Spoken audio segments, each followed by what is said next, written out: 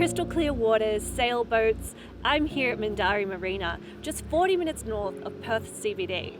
Later in the episode, I'll be exploring what's happening in town. But for now, I want to check out what's happening at the Indian Ocean Brewing Co., one of Perth's first craft breweries. I'm pretty excited to taste what they've got on offer. Let's go.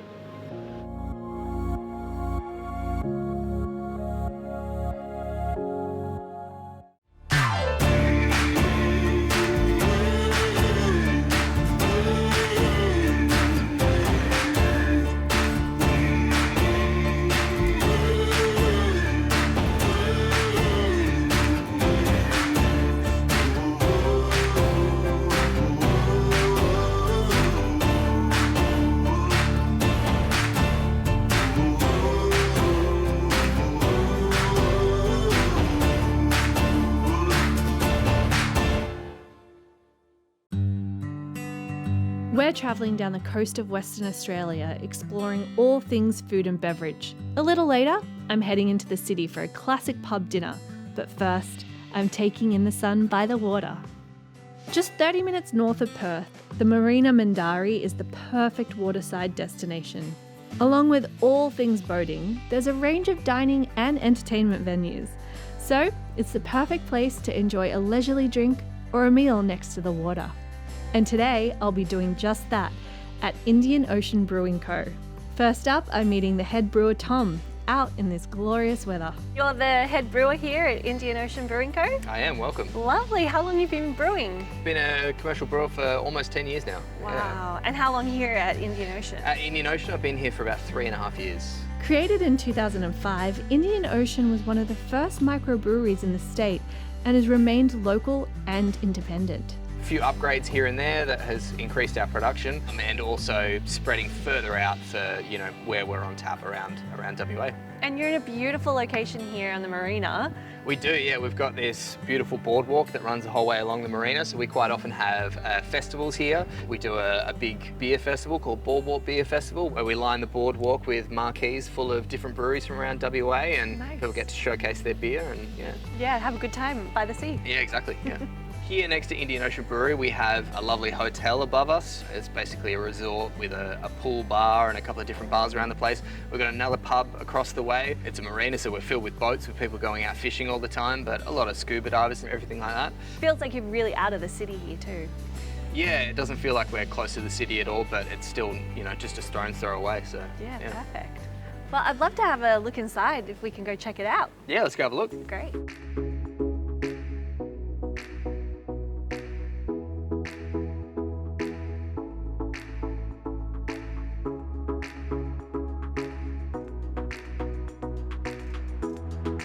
We're heading around the back where Tom is giving me a little VIP tour of the brewery. So we're inside the brewery. This is our brew house to the left of us. So this is where we basically make everything from scratch. We've got our mash slaughter tun on the left, and then on the right here we've got our kettle where we boil it. And then we're surrounded by all of our fermenters where we ferment and move it on from there. And what are you fermenting at the moment? Bit of a mixed bag. We've got probably most of our core range. We've got a cider in a tank. We've got our draft. We've got a pale ale, and we've also got a new season, which is a double IPA, which we're excited to bring that out as well. Nice. And how long will they wait in here? Is everyone a bit different? Everyone's slightly different. So lagers take a little bit longer. It might take sort of 3 weeks, maybe up to 4. And our ales are about 2 weeks. So, nice. Yeah. What's your inspiration for creating new flavours at the moment? We always sort of stick to drinkability. That's our core sort of idea around all of our beers. So whether it be a huge, strong double IPA or whether it's a nice, clean drinking lager, our aim is always to make it super drinkable so that you can sit there and have a couple and you're not, feeling overwhelmed. We do like to do fun beers with weird ingredients, but even when we're doing that, we still want it to be a pleasurable pint for everyone to have, not something insane that you're sitting there, super bitter and you can't drink anymore, basically. Yeah, it sounds like a good philosophy for beer. It's something drinkable. Yeah. And in all of those creations, what's been the most unusual combo of flavours that you've done so far? I did do a rock melon and Szechuan pepper beer once, which was just one of our one-off keg brewer series. It was definitely different. It worked, but it was pretty out there, so not everyone enjoyed it. But a memorable experience nonetheless. yeah. So what kind of capacity are you capable of producing? So our maximum capacity will probably be about 500,000 litres of beer a year. 5 years ago we got upgrades, so we've got a couple of bigger tanks, which means that we've got a little bit of room to grow, which is good. Currently we're on tap at any one time, probably about 30 different venues around WA, but majority of it gets poured through our own bar here and around the marina. So I've noticed there's not bottling or cans around. Yeah, we've done a couple small packaging runs over the years, but yeah, basically ever since we've started, we've been draft only. So everything goes into kegs, gets chucked on the back of a ute and delivered out to places around the state. It's nice and fresh. Yeah, exactly. Yeah. Something's not sitting around in keg for very long. We've got a really quick turnover, which is great. So everything's always super fresh. We're hoping to sort of make that move into packaging and sort of get out there a bit more. Yeah, that's great. And what about your ingredients? Do you source them locally? Yeah, a great majority of our malt comes right here from WA. So we've got a big silo out the front that's full of malt, and that's what we use for all of our beers. But we also use a lot of specialty ingredients. So we'll use, depending on the beer, if we're doing a German style beer, we'll use German style hops. We use a lot of American and Australian hops in our beers as well. So for our big like IPAs and pale ales and things like that, we generally use American and Australian. Okay, enough talk. Let's have a taste. All right, Tom, so now we're at the very fun part. What are we going to taste today? Yep, we're here in the bar. First of all, let's try just our sort of stock standard classic, which is our draft. So it's just kind of a classic Australian lager. And what was your objective with the lager? Just making that classic Australian favourite? We get a lot of craft beer drinkers and we get a lot of everyday drinkers as well, so we just kind of want to hit every mark with that. So this is, for the people that just enjoy that very classic Australian lager. Nice and crisp and dry and clean. Uncomplicated. Yeah, exactly. Yeah. All right, let's have a taste. Cheers. Cheers. That's a really crisp lager. I think when I first had beer, it was a lager sitting in the sun at the uni bar. Oh, yeah. This is better than that. It's delicious. I can see why it's a popular staple. Yeah, well, it's actually quite a new release for us. We've always had lager on tap, but the lager that we currently have is very German oriented, so we wanted to kind of hit the other mark of having that crisp, clean Australian lager as well. So. And what ingredients are you using? So we use local WA malt, and we use Australian hops, and we use a true lager yeast as well. So we do a full lager fermentation. It's kept cold the whole time, and then we filter it crystal clear and bright. Yeah. Wow, not skipping any corners there with that one. Yeah, it's all malt. We don't use any sugars or any preservatives or anything like that as well, so that kind of helps. Next up, a pale ale, the now ubiquitous Australian favourite. This is our pale ale, so it's a very American style pale ale. It's got a lot of that sort of bitter grapefruit character, but it's also quite malty, so it's very balanced. Yeah. All right, cheers. Cheers. Nice and springy and fresh. Yeah, a nice fruit character.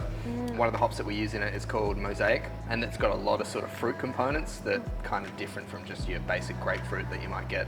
What would you say the difference between a pale ale, Indian pale ale, and a lager is? So lager is very clean, very easy drinking. Obviously it's fermented with a lager yeast as opposed to an ale. A pale ale and an India pale ale, generally an IPA, India pale ale, is a lot stronger and a lot more bitter. So it's kind of like the big brother of an American pale ale. So this is sort of that session strength. You can have a few pints and be okay. Whereas IPA, it's a lot stronger. So yeah. So is this your biggest seller, or? Yeah. So this is probably the most popular beer here at our bar. We go through so much pale ale. It's really hard to keep on top of. People love their lagers, but for this area at least, people absolutely smash the pale ale. So I can see why. You really couldn't get a better setting for one. More last drinks after the break.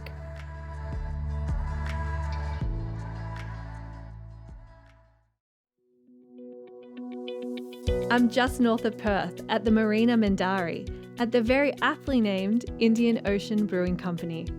Head brewer Tom is taking me through the range. Next up, the new kid on the scene, New England IPA. Next up, we'll step it up a bit. So this is our New England IPA, speaking of IPAs. So this is called Frutulus Lupulus. It's always fun hearing punters try and ask for it after a few. But yeah, as you can see, it's very cloudy. That's kind of the New England style. It uses just absolutely copious amounts of hops, which kind of kick off this big haze in the beer, and it ends up being very cloudy like juice. But you also get a lot of juice components to it as well. It's very fruity from the amount of hops that you use and the varieties you use as well. Kind of a big juice bomb. So. Yeah, you one of the first breweries to do this style? Yeah, WA? so this Fruitless has been around for about 4.5 years, and it was one of the first in WA that was brewed, so it was very, very hype, and people were rushing in to get it. They'd only brew it every few months, so when they did release it, it was a big event, and people would travel from really far just to get it. So it's a blockbuster. Yeah, exactly. Yeah, cheers. So different to what we've tasted so far. Yeah. Yeah, the other thing is it's very light in bitterness. That kind of adds to that juicy, fruity thing. Yeah, it's kind of on the other end of the balance where it's got a lot of sweetness because there's not much bitterness. So it's all about fruit and sweet. Yeah. It's got that big body as well. So. Yeah, big hit up front and then just that gentle little bitterness at the end. Yeah. And after a couple sips, you don't even really get much of it at all. It just kind of helps clean it off a bit. Yeah. Delicious. New England, or NEPA, as people call it. It's not actually been around for that long. It's a pretty new style, but it's just taken the world over. It's probably one of the most popular new craft styles. Basically every brewery does one now, whereas 5 years ago, no one had really heard of it in Australia. So. And do you think that's a bonus of being a small batch brewery? You can really jump on and get in and experiment early on? Yeah, definitely. Yep. If there's a brand new style that's popped up or whatever, we'll definitely have a hand at it and, give it a go and see, what it's all about, basically. Gives all the punters a chance to actually taste something, fresh and new that they've not had before as well. So. Be at the forefront of the flavour experience. Yeah. Definitely a different colour to everything we've tasted so far. Yeah, the cloudiness is pretty striking. And before we finish up, there's more to see back in the brewery. So basically everything starts behind us over here. This is our mill where we crack the grain, and it runs up through this auger here, which runs all the way back to the brew house. So basically once we've travelled from the auger into here, this is where we mix the crushed grain with hot water, and that's what we call our mash. So that's where we're extracting the sugars from the grain to basically turn into alcohol later down the track. So we'll separate all of the liquid from there, get it over into the kettle. All of our heat is powered by a steam boiler. So we get that on boil. This is when we add hops for bitterness and flavour and aroma. Outside that, we move it along into our fermenters. So we cool them down to our pitching temp depending on the style of beer. So lagers are fermented quite cool and ales can be fermented a bit warmer. Yes, basically anywhere from, say, 2 weeks right up to 4 weeks is how long fermentation will take. And then we transfer it over here into our bright beer tanks. So some of our products are filtered, some are left unfiltered. And basically what we do is we get them in these tanks, get them nice and cold, carbonate them, and then after that, that's when we get it into kegs. Nice. What a lovely journey it goes from start right to finish, right to your glass. Yeah, exactly, yeah. On that note, let's get back to the bar for some more unique brews. All right, now this looks very different to everything we've tasted. What are we doing here? So this is one of our special one-off brewer series. We have our regular seasonals that we do every couple of months, but these we have a small pilot kit and we'll just do a one-off keg. And so we can do something pretty outrageous if we want to. Yeah. So this one's called Texan Barbecue. Right. Very reminiscent of that kind of like ribs and barbecue sauce kind of thing. So it's a smoked American amber ale. So, wow. Yeah, so it's got a nice hop presence, got a lot of that caramel malt, but then you've got this underlying smoke character. So. And is that throughout the whole taste, or is it something that you experience more towards the end? It's sort of, there's a little bit on the nose, and it's more sort of, yeah, to me, like the aftertaste, the smoky character, but yeah. Okay, well, cheers.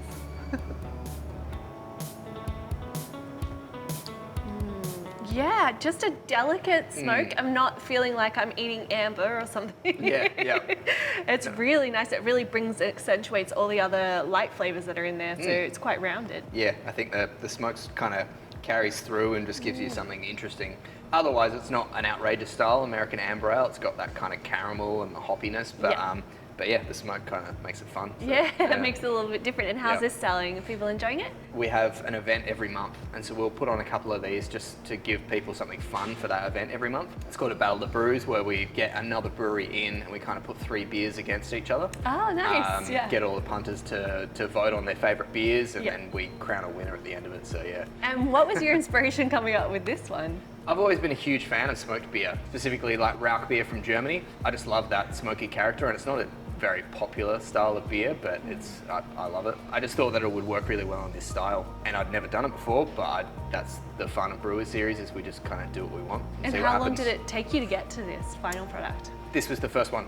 Whoa! Yeah, we try and, with our Brewers Series, is just go in and just have a go and see what happens, basically. So it's kind of like an experiment for ourselves as well as the people drinking it at the event. It's like a one-off, fun, just have a go and see what happens. I love that. Yeah. You're inviting the punters to come along on this brewing journey as Yeah, well. yeah, exactly. Have a bit of a hand in the experience. Yeah, and luckily the locals are pretty honest with us as well. If they don't like something, they'll happily tell us. So. Have you ever taken anything from the Brewers Series and made it a staple? Yeah, definitely. Yep. I think one of the more popular ones was our watermelon sour that my offsider Devon did. It was hugely popular, so we decided to do a full batch of it. Yeah, that's very drinkable, this.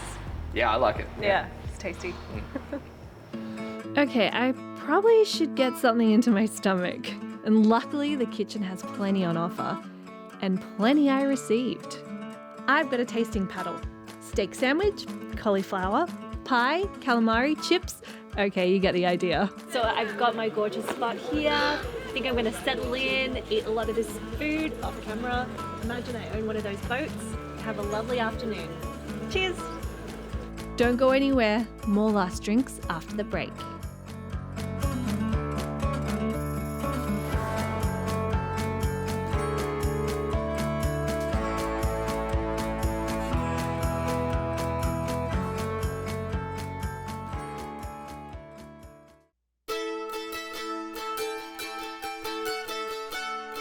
After a hearty lunch by the water, I'm heading into town to check out the local institution, the Carlisle Hotel. After a hearty lunch by the water, I'm heading into town to check out a local institution, the Carlisle Hotel. Kamal, you're the manager here at the Carlisle Hotel. So how did you get started working here? I used to live at the back street there, down the road, but never really knew there's a pub here. But then when it came in, I was like, wow, this is good. How come I missed that? Yeah, exactly. Yeah. You're living so close. And how long have you been working here now? I think almost 2 years now. The hotel opened in 1940 and was one of the first venues in the state to permit and even encourage women to attend. It also housed women and children who'd been evacuated from Singapore during the war. The pub was renovated extensively during the COVID pandemic and now offers separate sports pub, outdoor patio and rooms for guests.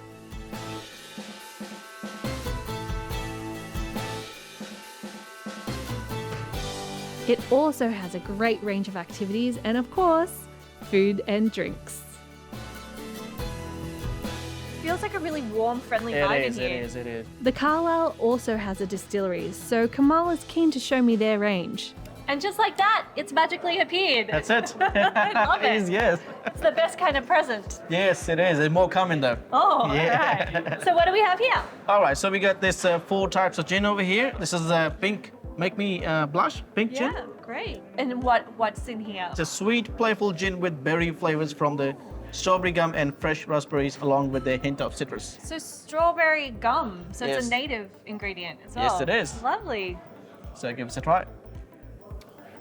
Well, this isn't too sweet at all. This is really nice, but that raspberry note at the end is really strong. Yeah, sweet. I like that. So this is blood orange. Bittersweet taste from caramelized oranges followed by warming spice.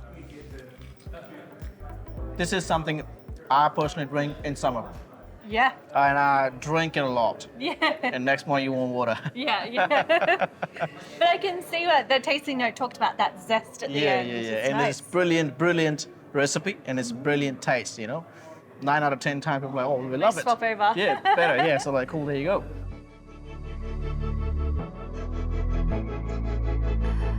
And next up is sea spice.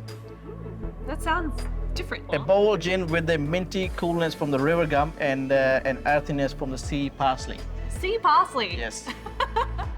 Now really cool. that's unusual. I've never heard of sea and parsley. this is more of like if you get the fragrance of it. How do you feel? Well, it's a bit spicy. I can smell a few like the herbiness. Yes. But then there is a bit of a sweetness at the end too. And for me, it feels like very fresh.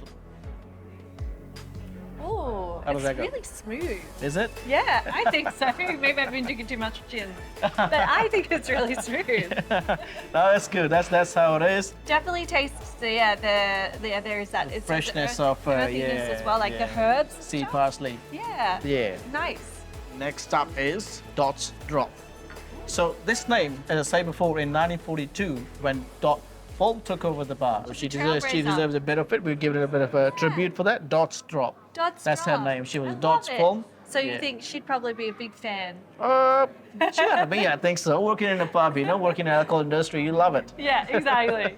All right. So it's a light floral gin with a hint of citrus and strawberry. I plain can gin, definitely like, taste yeah. it's like a lemon in there as well. Yes. With lemon makes it very good. If you try a bit of lemon in it, it refreshes it so much. Yeah. Oh yeah, it really brings it out. And I can taste that strawberry in there as well. Yeah. I think Dot would be very proud.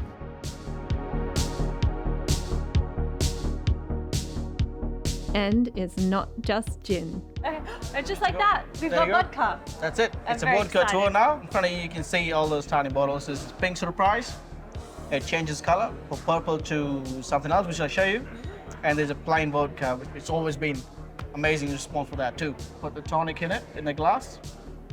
And this is pink surprise vodka. Pink surprise. Yeah, tiny little bottle. How it changes the color.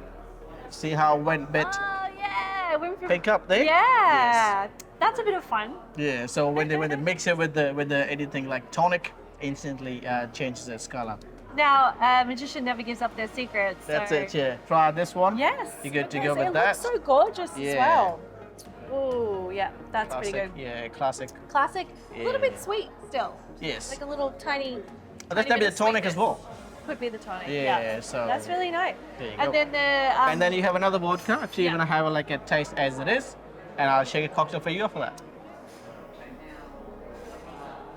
it's not yeah. like burning Yeah. or anything. I mean, it's still vodka. Yeah, But still it- vodka, yeah. I feel like things have escalated quickly, but there's one last drink Kamal will make for me. Really nice. I'll shake a cocktail for you. So I have like strawberry and all that in there. This is my main ingredients for this strawberry Cabrosca cocktail. And I use this harsh vodka in it, got Yeah. lime in it, and a little bit of ice. And if you shake it right, All right. put it in, have a look. The strawberry, lime juice, and you top it up with soda Yeah. very gently. And So if people come to the Carlisle Hotel, they can ask for a Kamal special. yes, and then give it a try. All right. See how it is. It looks gorgeous. It is nice, yeah, Yeah. and I can make them like few other Smells colors. Nice too. Yeah. That's good. It's refreshing. I love Yes. the fresh strawberry. Yeah. It's So you can really feel good. all the flavors in it. Yeah. Or the lemon and a bit of triple sec in it. So that makes it like nice and orange citrus flavor with sweet. I uh, definitely could drink this probably. Yeah. for And it's a whole harsh vodka session. in it, so makes it all good, you know? Yeah, and thank you so much, Kamal, for showing me all of your range and making this delicious cocktail. So Thank you cocktails so on me. much. Oh, I love it. Even better. Cool, no worries. Okay, I think I've reached my capacity for the day, but not for food, so it's dinner time. So Kamal's hooked me up with some pretty amazing food here, which I'm eager to get into. So I'll see you next time on Last Drinks, Western Australia. Pretty good.